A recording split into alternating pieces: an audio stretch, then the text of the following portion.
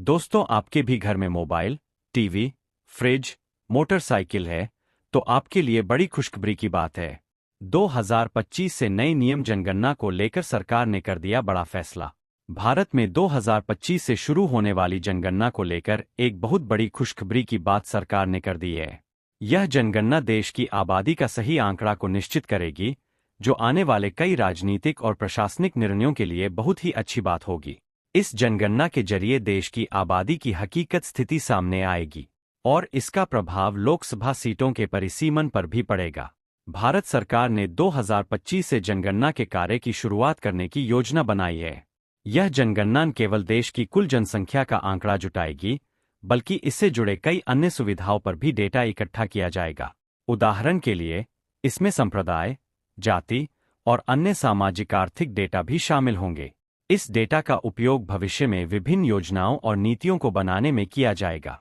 दोस्तों, अगर बात की जाए तो जनगणना 2025 का कार्य जनवरी से शुरू हो सकता है और इसके परिणाम 2026 तक आने की संभावना है। इसके बाद भारत में लोकसभा सीटों का परिसीमन भी पानी की तरह साफ हो सकेगा, क्योंकि जनगणना के डेटा के आधार पर ही राज्यवार प्रतिनिधित्व तय किया जाता है। भारत में जनगणना के दौरान एक और खतरनाक बदलाव हुआ है। पहले जनगणना के कार्य के लिए राज्य सीमाओं में बदलाव की अनुमति नहीं थी, लेकिन अब सीमा सील करने की रोक हटा दी गई है और 31 दिसंबर 2024 तक राज्य सीमाओं में बदलाव हो सकते हैं। इसका मतलब है कि नए साल के पहले तक राज्य सरकारें अपनी सीमाओं में बदलाव कर सकती है, ताकि जनगणना के दौरान सभी प्रकार से सभी कामों को एक साथ जुटाया जा सके। जनगणना के दौरान जाति संबंधित सवालों को लेकर भी सरकार पर बहुत बड़ा दबाव है।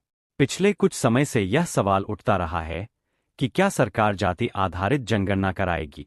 हालांकि सरकार ने इस मुद्दे पर कोई ठोस कदम नहीं लिया है, लेकिन जनगणना के दौरान कुछ जातियों और समाज के विशेष समूहों के बारे में जानकारी जरूर ली जाएगी।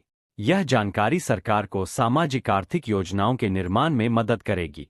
जनगणना न केवल सरकार को योजना बनाने में मदद करती है, बल्कि यह नागरिकों के लिए भी लाभकारी साबित होती है।